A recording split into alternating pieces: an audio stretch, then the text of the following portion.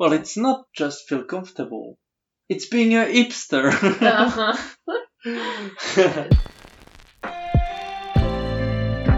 Welcome to the center of the world, presented by Antoine Hlavaty.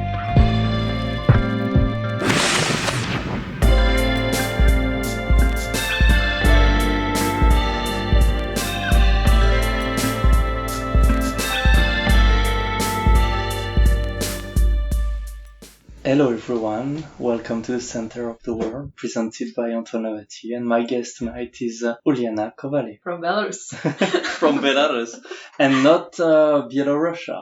Yeah. Why is it important to make the difference between Belarus and Belarusia? It's easy to explain. Belarus and Russia are different countries, and Belarus is this small country near Russia, and in the name of our country there is this part Rus, and everybody thinks that this Rus is about Russia, and they say that our country is White Russia, but our country is just our country. It's Belarus, and we want it to be separated. So for most of people, Belarus is the last dictator in Europe and that it gets a lot of money from Russia. So what's the reality in that and what's the fiction? Well, of course, it may seem that we are under Russia because, of course, we're the smallest country, and we have those relationships, and Russia can give us more than we can give to it because of this territory and other stuff, but we just like partners. There were some news about integration, that Belarus would be part of Russia, and there were a lot of talks about it, and our presidents have those meetings, and this was the worst part because Belarus people hate the idea of being a part of Russia. Not all of them, but still, we want to be normal country, not a part of the big brother. We're still a separated country. So here's the thing. You say that some people want to be part of Russia, and Russia wants Belarus to be part of Russia, and you say that a lot of people don't like the idea of being one country. Why the Belarusians don't want to be part of Russia? It's not about we don't like this country. It's just about we want to be ourselves. We don't want to become Russia. We were born Belarusians. We have our country. We are proud of it. Actually, not all of the people are proud of it. But still, Italians want to be Italians, French people want to be French, and Belarusians want to be Belarusians. So it's a patriotic thing. Yes. Actually, there are some economic stuff and other things, but this integration is not being a part of becoming like Russia. We won't do it. But integration means that Belarus is under Russia, under its pressure. Would it be basically Putin, the president of Belarus, then? This is another topic because our president, of course, don't want it to be, but there are more legends actually about this topic than actual information. It's kind of hard to find what's real, what's not real, because some people have those theories about how would it be in a year, in 2 years, in 5 years, those predictions. So of course, everybody's have some predictions. That's it. Okay. So, let's get back to the main topic. So, Ulyana, you're in Brussels. Yes. Welcome to Brussels.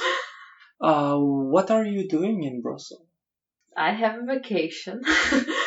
I have the plan to visit Europe for 4 days. And Belgium was the country I actually visited when I was a kid, but I didn't remember it. And I wanted to see it and explore it like another European country. Actually, I have another story about my visit to Belgium when I was a kid. I was 10 years old. there were like the radiation program curing kids Okay.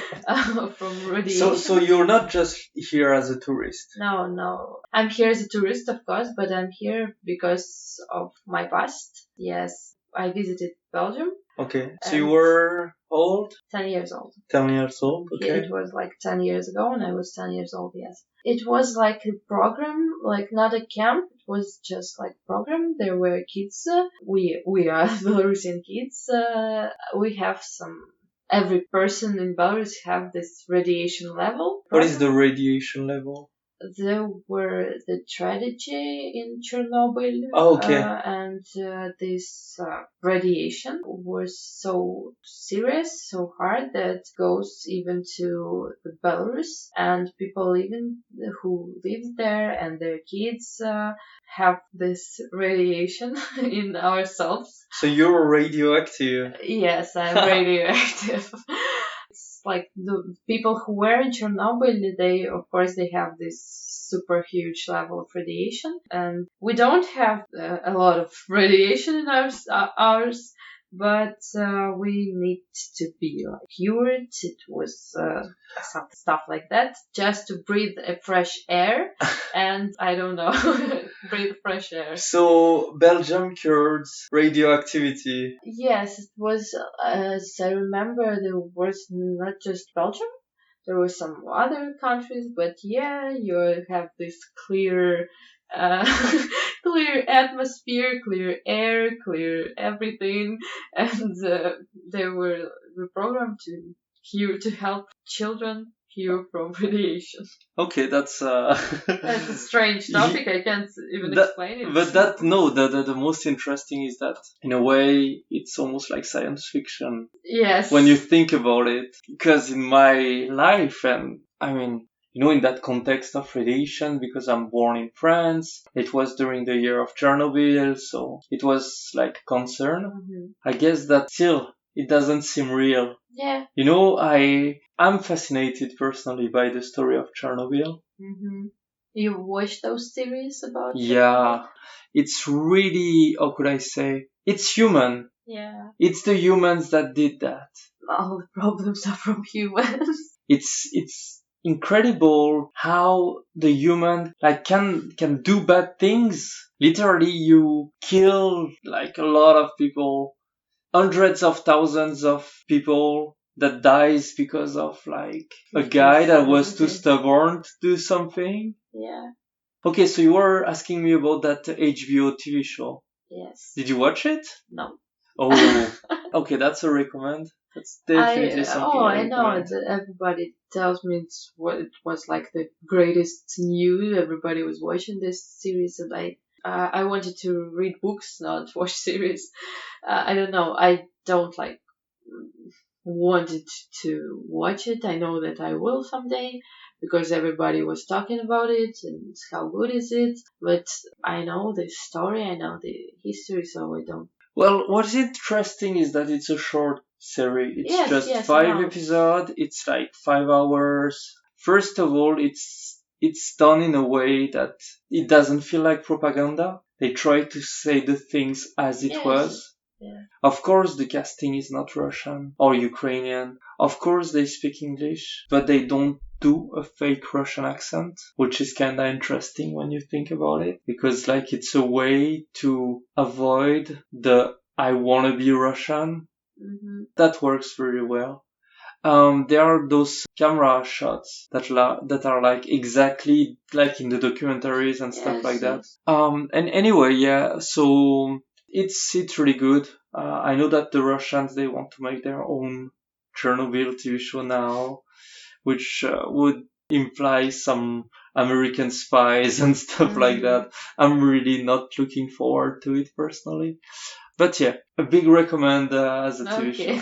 So you were part of that program. Yes, and I went to Belgium twice for a month. Me and the other kids were living in Belgian families in different parts of Belgium.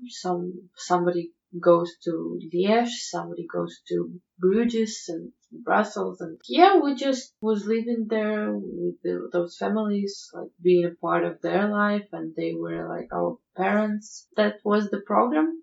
But what were you doing like during the day? Not actually whatever I wanted. I was 10-year-old, but I can read books. We can go to, I don't know, a swimming pool, watch cinema. I don't know, go to theater, walk around. So I was like their daughter. So And how they long were was it that camp? months. During the summer? Yes, it was like Nice. July, and always my birthday. For a month, you just change the country, new family. Yeah, so kind of interesting experience. And I know that still there is this problem. Okay. Kids are still going to Brussels because the family I was living with, they have another girl after me. There is this program. It's it's alive. So kids from Belarus visiting Belgium to cure from radiation. There was no like, I know it's sci-fi things and that I will probably sound ignorant, but there was no like medicinal stuff that you had to do or... There were like one medicine, but I'm not sure. I can't remember. I think But that you didn't go to any center or stuff like no. that. So it's literally, okay, one month's vacation in Brussels. Yes, That's cool. it was. It was yes. Okay, so you're 10, you're going there. At that point, what's the most different between your life in Belarus and your life in Belgium? The first thing I thought about when you asked this was once I've noticed that Belgian children, they like growing up slowly. I was 10, and I was like, I think I was like super mature for those age, and like all 10 years olds in Belarus are like grown up faster. And once I understand that my ages in Belgium are like super kids for me. It's like a 5-year-old in Belarus. In Belgium, they're 10-year-olds. So somebody gifted me with toys like Barbies from Belgium, and I was just like, toys? Why toys? I don't play toys. I'm 10-year-old. Those my Belgian family, they like talked to me as I was a super kid, and I felt not so comfortable about it because I am 10 years old. I'm a grown up living alone in Belgium. I'm okay with Wow, but I mean, I think that 10 is really young. You're still a kid when you're 10. Yes, of course, but So I can't even explain. For example, I saw the girl who was, I think she was like 6 or 7, and she was just so small. She had this, I don't know how it's called, this thing that kids no, suck. no, I no, don't know no, how no, to no, say it. no. She didn't have that. Yeah, she had Like that. the baby stuff. Yes, that moment I thought like, oh my god, I'm really a grown up comparing to them. I understand. So what do you think is the reason for that? I don't know our hard weather and parents who make us be more mature. I don't know. Well, I think it's already part of the explanation. The difference of stress, the difference of parenting. Do you think that Belgium is maybe softer than Belarus in terms of lifestyle? Yes, of course. Most of European countries, they are more comfortable, I believe, for people, and we have those differences between growth of the countries because of a lot of reasons. The first one is, I think, the war, because Belarus got super destroyed after the war. Yeah, we have harder times, and our parents want kind of nice, but we know that a kid, a 6-year-old kid, can wash his dishes and brush his teeth by himself, not asking parents. And in Belgium, I am sure that 6-year-olds just they can't wash dishes or do any housework. And what do you prefer now that you're like 10 years older? I'm absolutely in love with our ways of raising kids. I'm super happy to have like my mom, who was she was worried about me. She wished the best for me, and she made me do some things to. Now I know that I'm cool by myself. I won't die if I'm left alone. For example, I know how to deal with people, how to deal with stuff like housework or other. So I know that my kind of behavior and the model of raising up is super nice, super great for me. So you think that maturity is like the most important? No, not of course. I think that children should be children, and the childhood is the best part of life, I think.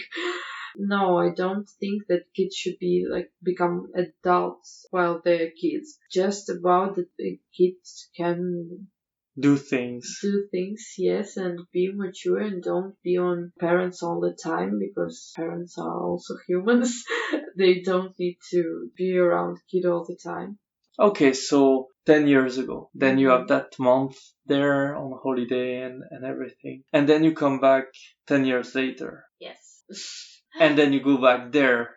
Mhm. You're here for some kind of birthday celebration. It's like your 10 years anniversary of that month you Yes. had in Belgium. Yes, it kind of, I don't know how it appeared to be a so beautiful number 10 and 10. But I just felt like I wanted to go to Belgium, to Liège, to see those people, to say thank you to them, because it was like one of the best experiences in my life, one of the best periods of my life. When 10 years ago, living with this family, I'm super thankful for everything they did to me at the time. And yeah, I wanted to say it to them straight, hug them, talk to them. I decided to visit Belgium to do all this stuff. Okay, that's amazing. I'm really impressed. So here you are. You arrive in Belgium. It was on Thursday night, if I remember. Yeah. And on Friday you went Yes, I went to Liège, to where Liège. they live. Okay, so how was it there? Actually, I haven't seen Liège at all because they just met me and we went to their home. Our meeting was super comfortable and super amazing. It was like first 5 minutes where, oh my god, what should I do? How should I speak? And there is an interesting moment that those people don't speak English, and there is just one girl who speaks English. I speak only English or Russian, but it's not not in that moment.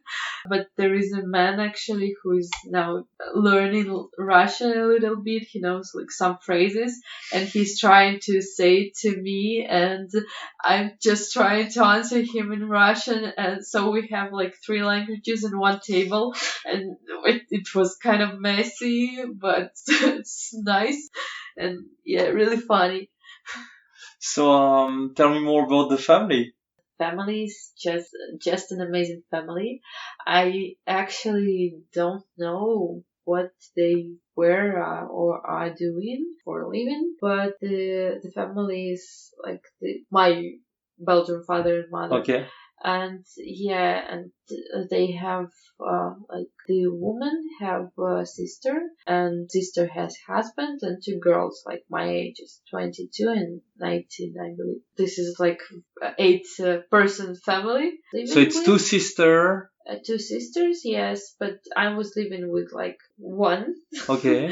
And she has the sister, and the sister has a family. Okay. And we were just spending some time together because they thought, and it was right, that I was comfortable with the girls my ages, even though they're Belgium and I'm Belarusian, yeah. That's really nice.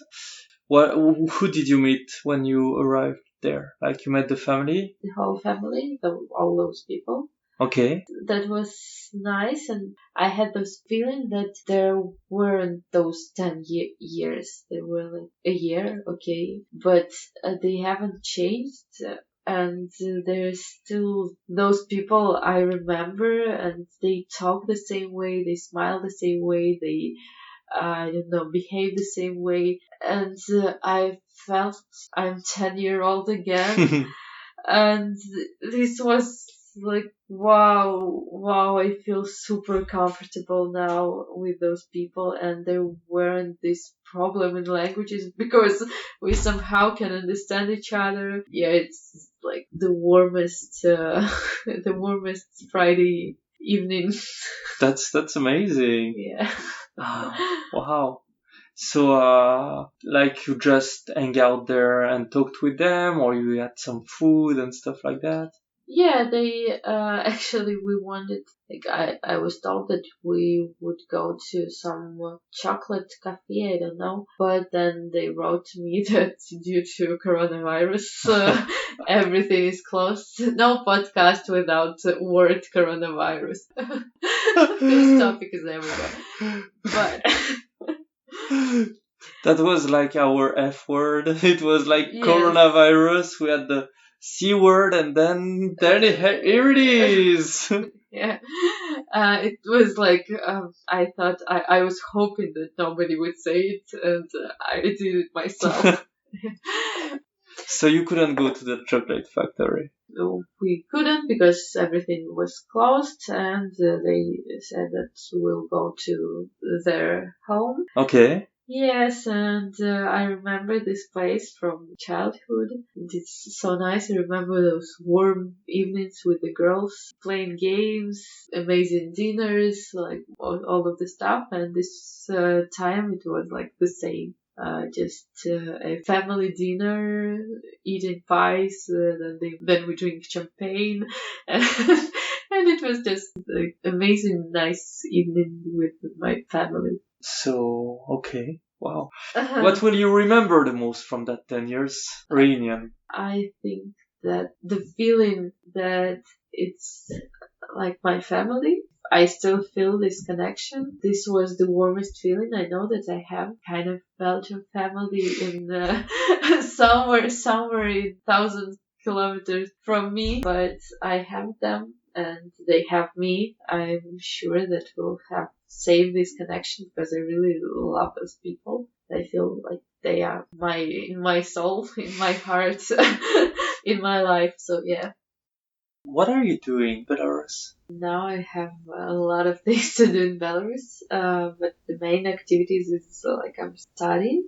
It's like my last year in university, and I'm working in advertising agency. Like I'm a copywriter and kind of creator, and I'm studying marketing, also advertising. Yeah, so So your major in your study is marketing? like the big topic.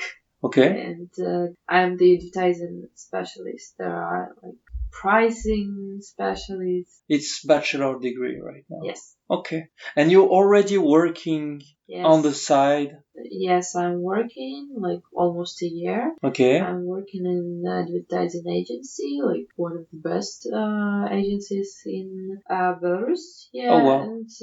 and I'm trying to become a good copywriter and trying to create good advertisement. And actually, I have this kind of mission. I want to make advertising more kind. I don't know how to say it, but yeah, to have something important in advertising, not just like selling stuff and making money, but some social mission. So you want like communicate ideas through advertising? Yes. It's the main idea to make advertisements more intelligent and to have something in it, not just price. I remember that my ads back in the days on the French TV, they were really, I mean, I wouldn't say smart, but I say they were smarter than now. And when I really, really noticed it is like even different countries, because I was in France for 24 years, and I went to Canada. And in Canada, the advertising system, it's different in a sense that they tell you what to do. You know, let's say that you sell a yogurt in France and you would say, I don't know, the taste, the texture, that's why we exist or something like that, something like that. But You have a nice voice for advertising. Yeah. But in French Canadian, or I mean in Canada, the message would be like, that's the best, buy it. Mm-hmm. Yeah. And you're like, wow. Okay. Yeah. And so here's the thing. What the fuck? There are a lot of such cultural things. I'm trying not to, but buy it like Canadian way of doing it. It's not what I want. But is it going more popular now, this kind of advertising? There is, it's not like popular. I think this is like an instrument. How can you do it? Just call to action. It's called call to action. Okay. These small sentences like buy it or do it or I don't know sell it or something like this. It's just a way how you can make people really do it. But I can't say that it's becoming more or less popular. It's just the way it is. It may work. The thing is that in Canadian advertising, or I would say it's like North American advertising, it's really like, they are not trying to be discreet on that. They just put it in the face, Yeah. It's kind of brutal. They tell you, I don't know, do that thing or do that stuff or buy this, like really straightforward. It's really different. But that's like the opposite of what you want to do, right? Yes, I want to advertisement not to sell its product, but to become an ambassador, to become like the role model for people, to make some changes in world, like social changes, like I don't know, ecology changes, like big stuff. So you want to use, if I understand well, the advertising system as a way to make the world a better place? Yeah. So you live in Minsk. Uh-huh. It's close to Vilnius, capital of Lithuania. Yes, it's like 2.5 hours from Minsk to Vilnius by train. What does it look like to live in Minsk when you're 20 years old? I really love Minsk now. I think it's the best place for 20-year-old. People who are now 20, they can enjoy Minsk fully because Minsk has changed a lot for the last 5 years. There are a lot of now streets, and there are two main streets, and there are a lot of pubs and small clubs and cafes and other interesting places in Minsk for youngsters. Yes, and there are a lot of like parties, like local ones and those big. Yeah, we have a lot of things now in Minsk, and Minsk is becoming really nice place to live for young people. You talked about parties. What kind of music do you listen during those parties? There are there are two main parties like those club music. I don't know, tits all the time, and there are girls wearing high heels and lipsticks and short skirts, and boys in suits. And there is another type of parties, like local parties, where you can go in, I don't know, your best jeans and sweater, or in your worst jeans, and you just have a beer and sit somewhere and feel super comfortable. The music is chill, or there might be a music those like 90s. And it's like just to sing, to dance, to remember the past. Yeah, so there are two different types of parties, locals and high. What do you like the most? I'm the local kind of person, and for example, if I want to dance, I need music I know, like I know words, because I'm enjoying not only dancing, but I'm enjoying screaming those songs. Like I feel it with myself. I know the words. I know what the song about, and I just want to scream it out loud and feel the music, and that's my favorite kind of dancing and partying actually. I've never been into those high heel parties. I'm not a high heel person. I'm not really enjoying it because I don't think it's pretty nice or pretty at all. I'm kind of a person who wants to feel super comfortable. Sometimes I want to wear red lipstick and sneakers. Sometimes I want to be like in my pajama style and feel comfortable. Well, it's not just feel comfortable. It's being a hipster. There is a difference between being a hipster and being like comfortable. And being Slavic. Yes. So do you have like any other Slavic people? Do you have like your Adidas tracksuit? Of course. But a fake one, right? Not the real thing. Abibas. What that is? It's like the letter D changed to the letter B, so we have this Abibas suit. We still have those with 4 stripes. With 4, yes. We have with 1 white stripe. We have with not white like stripes, so other. Oh my god. Yes. Okay. Abibas is our super brand.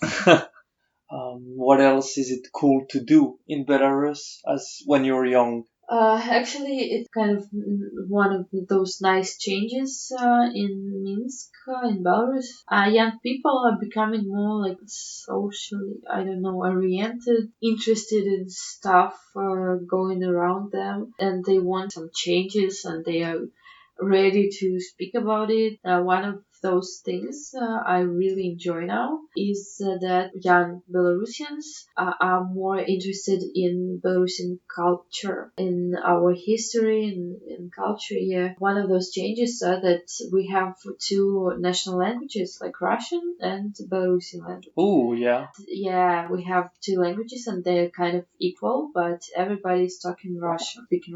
And there are not too many people who know Belarusian language, and we all know that everybody can understand it, but who can speak? There are a little like 1%, 2% in Belarus really can speak Belarusian language. Everybody understands it, but nobody speak it. And now there are more and more young people who are trying to speak Belarusian language, who try to make their posts in Instagram in Belarusian language, who reads in Belarusian language. I really adore these changes. I were kind of person who don't like Belarusian language. I didn't want to speak this language. I didn't want to read this language because in schools it was awful to study Belarusian language. And now I can write in Belarusian language. I really like Belarusian to hear it,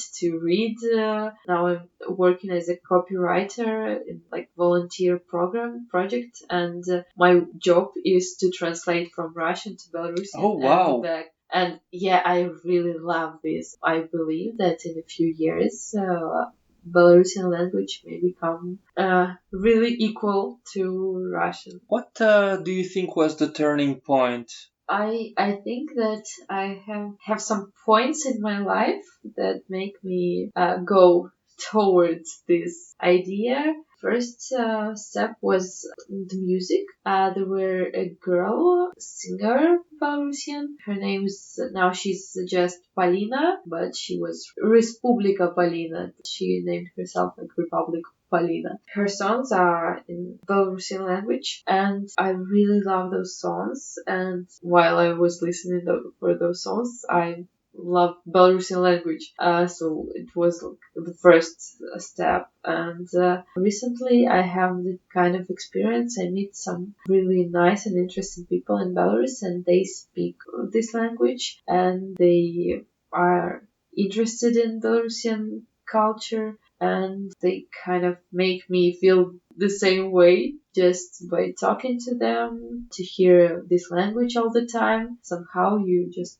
becoming a part of this movement and you want to support it. Now I really love, I love my country, my city, more and more every day.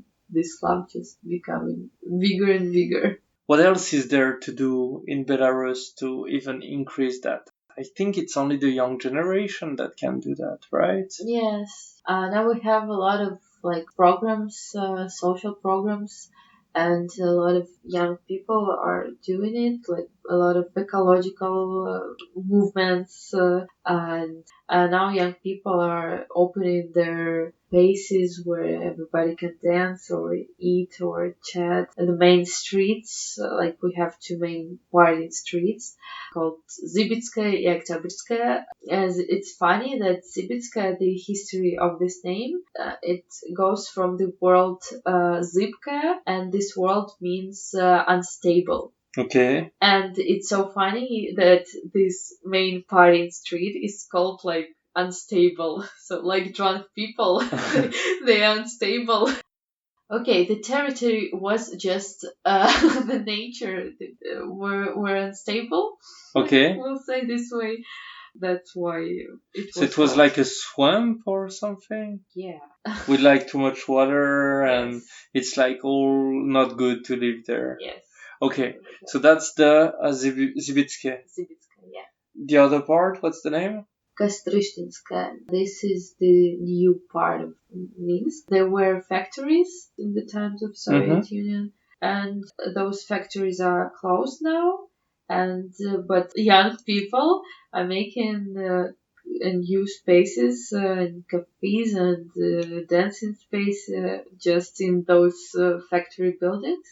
So this street is covered with graffitis. There were projects like Ulica Brazil is like a project of Belarus and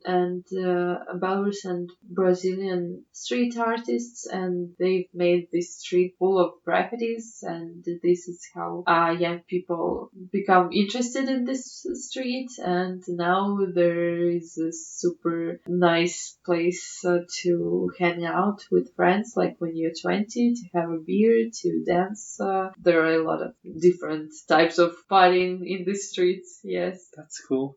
I would definitely go visit Minsk now. You enjoyed it. And I'm proud to say that I'm now a person who can show a foreigner around and won't be ashamed, because like 2 years ago I wouldn't know where to go. I just didn't know what to do. And now I am proud and I'm sure that I can show Minsk in its best. Well, that's really cool. Is it there that there is like the biggest palace in the world or something like that? Of presidents? Yeah, of Yeah, we have president. yeah, we have this one. Actually, I'm not sure that it's the biggest, but it's super huge. Yeah. So Have you ever been there? we don't have access to the building, actually. So it's not even something that you can visit. I don't know, maybe somebody can, but I don't. Or you don't want. I'm not super interested in it. It's just another huge square building. Okay, so tell me a bit about that president. Why is it a joke? Because everybody knows now that it's the first and the only one president of Belarus. Actually, I'm not really into this topic. I'm far from politics. But first, like 10 years or 15 years ago, maybe, people were not scared, but not comfortable. Some of them were scared to talk about this president. Now, young people are more just making fun of it, just because it's okay, we can't do anything about it, so we can just joke about it. How old is he? The president. How old is the president? He's like 69. Okay. Alexander Lukashenko is 65. So the guy, when he became president of Belarus, was just 40. Yeah.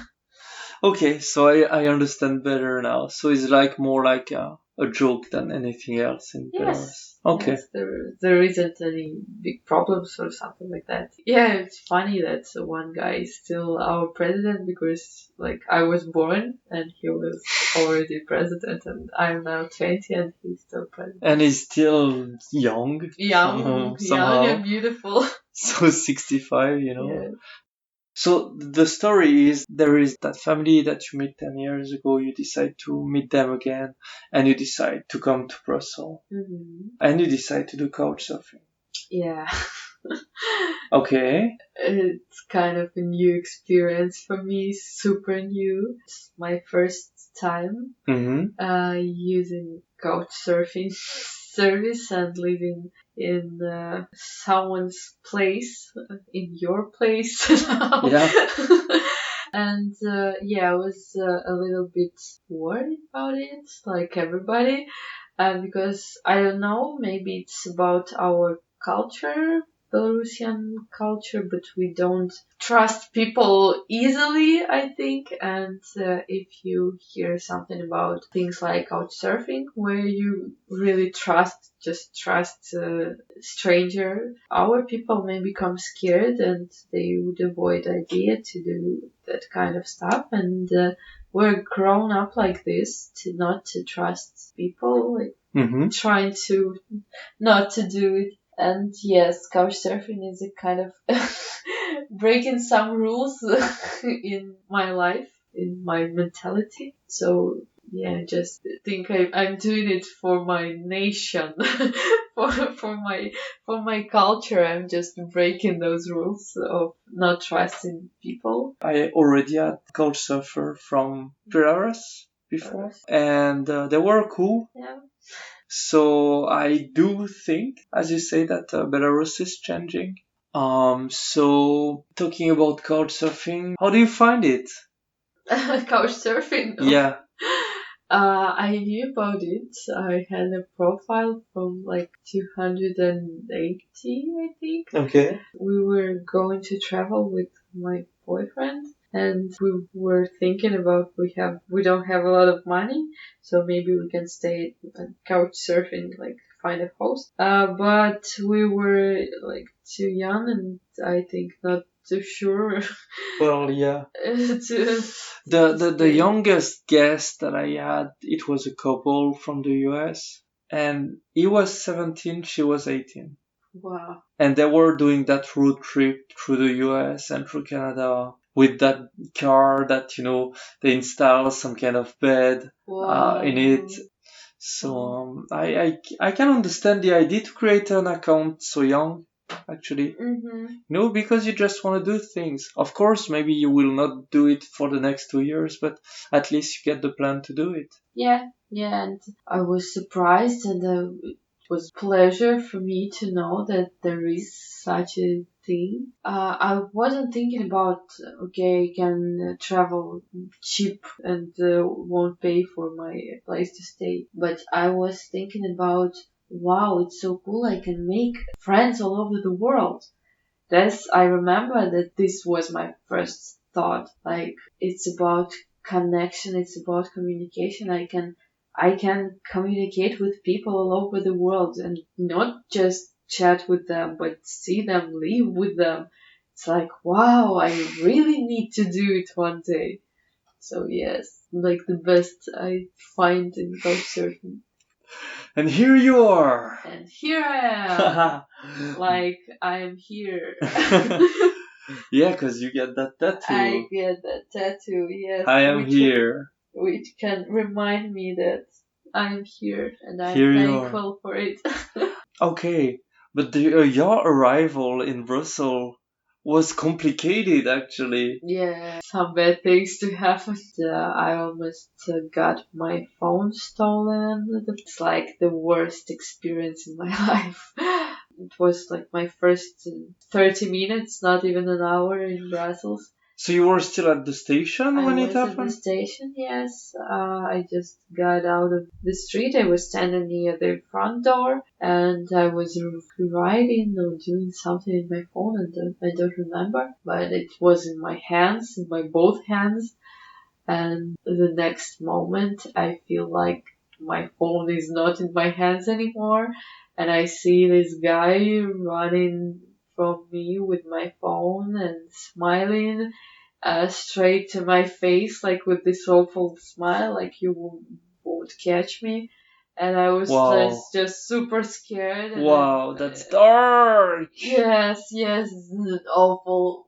Yeah, and he ran away, and I understood that maybe if I wasn't with like big backpack, like 2 or 3 kilos plus myself, and I would even catch him, but I don't know what would I do.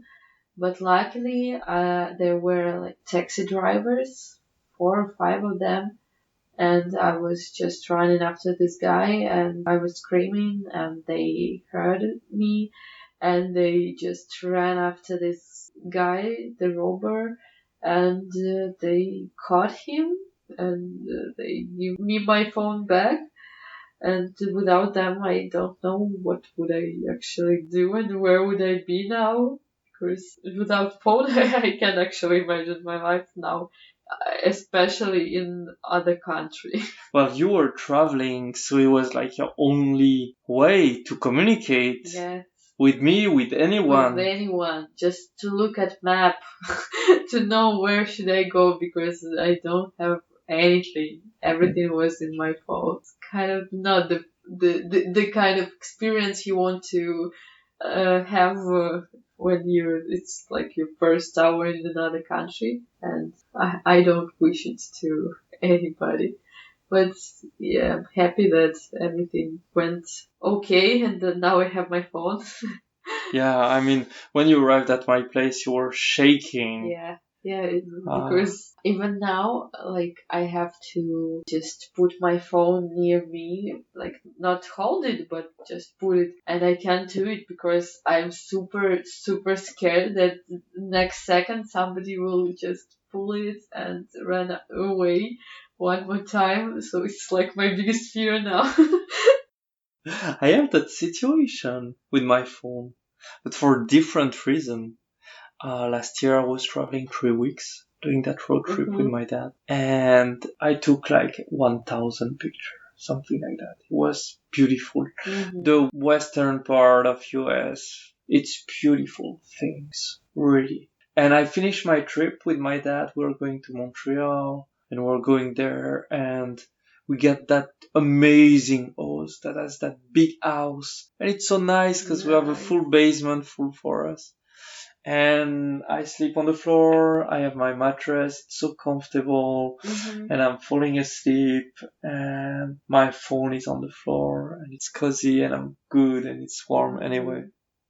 And I wake up around 7 a.m., something like that, and I hear like, you know, when you walk in the water, like, plop, plop, plop, plop. I'm like, what the fuck is that noise? Why do I hear like water or something? And then my dad is like, did you take a shower or something? And I'm like, what? And I'm kinda sleeping still. And then I touch the floor around me and it's like full of water. There is like 2-3 centimeters of water because the water balloon broke in the night. Oh God. And my phone was on the floor the entire time. And there was like 1,000 picture or something. Yeah. Ooh, and it meant that, you know, it spent like few hours because it was 2-3 centimeters of water. It doesn't happen like in 1 second. Oh God, it's awful. It's the same phone that I have. Because the story is that I put it in a bag of rice. Yes. For 3 days. And 3 days later, it was working again. It was like really stressful 3 days, but in the end it worked. So I understand this, the what happened with your phone. It's like you said about pictures, and yeah, it's one of the most another important part in my phone. It's like my gallery. All those pictures I have I think more than 10,000 pictures Oh, wow. on my phone. Yes, I know that I need those pictures. My gallery is like my diary. Okay. I don't write anything in notebook, but I take pictures of moments in my life, of great moments of my life, and that's how I remind myself how amazing my life is with those beautiful memories. Yeah, so I don't want to lose To it. lose it. Yes. So, in the end, it was like a good ending because you arrived at my place Yeah. and everything was fine. Yes, and from that moment, everything is still super cool. Yeah. That's actually an interesting context when you are coming in Brussels because it's not normal context. Yeah. How was your experience of, visiting a city or visiting a country that is like affected by that coronavirus thing? Think maybe somebody would call me like stupid because I have those dates that's my only opportunity to travel. So I just thought, okay, my vacation, I'll go. Okay, coronavirus, I'll have this mask and everything's gonna be okay. I've never had an idea that countries may close their borders while I'm in another country. It's like the thing you think that it would happen with anybody, but not with me. And it's like my first traveling alone experience, and I wasn't ready to have so many troubles in my first traveling alone experience. But I still think I'm just a stupid optimist, but I find a lot beautiful in this situation. And this my tattoo that says I am here. It reminds me one more time that everything is just the way it should be, and I'm okay with it. I accept it in my life, and that's it. Well, I think it's a really nice words, and I think it's gonna be it. Thank you for listening to the podcast, everyone. Don't hesitate to comment, and there is a page on Facebook, Instagram, and a YouTube page. Thank you again, Thank Ulyana. you so much for having me in your house and podcast. And well, see you next time. Thanks for listening. Comment and check us out on YouTube, SoundCloud, Facebook, and Instagram. See you next time.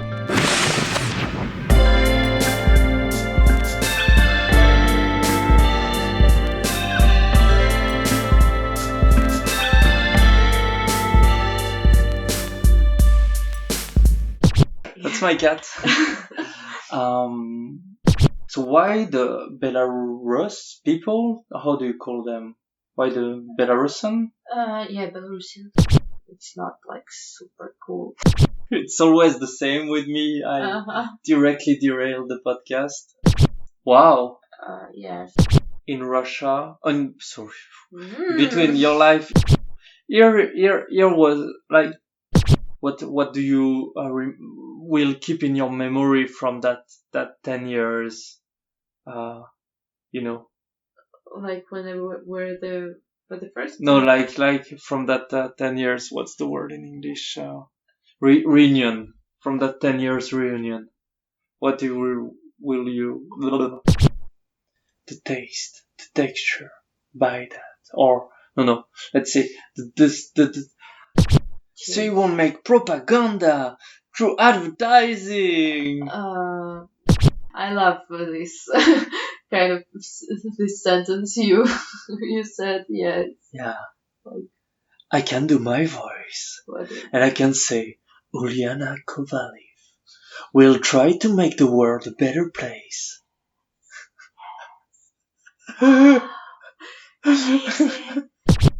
So that's what it is to be comfortable in in Belarus. Because it's the poor part of the city or something? No, it's just the historical. The name goes back, I think, like 100 years ago, and there were like this. I don't know how to say it. like Earth.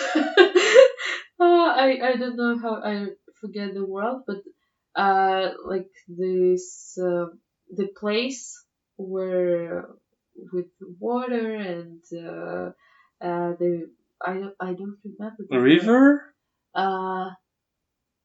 No. President of Belarus. Belarus. You're kidding me. I'm talking to you about an hour.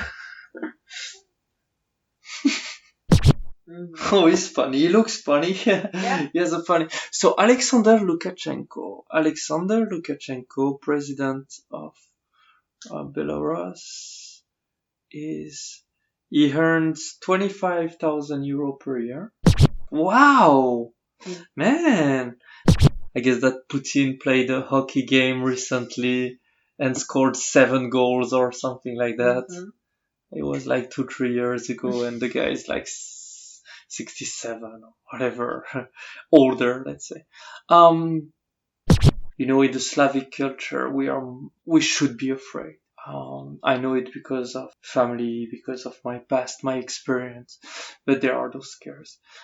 Just think about the situation right now in Europe with the virus and how Poland, Ukraine, Lithuania, I think Latvia as well, Austria, they all closed the borders. Well, Yes. yeah, of course, Austria is less Slavic, but let's say Czech Republic, whatever.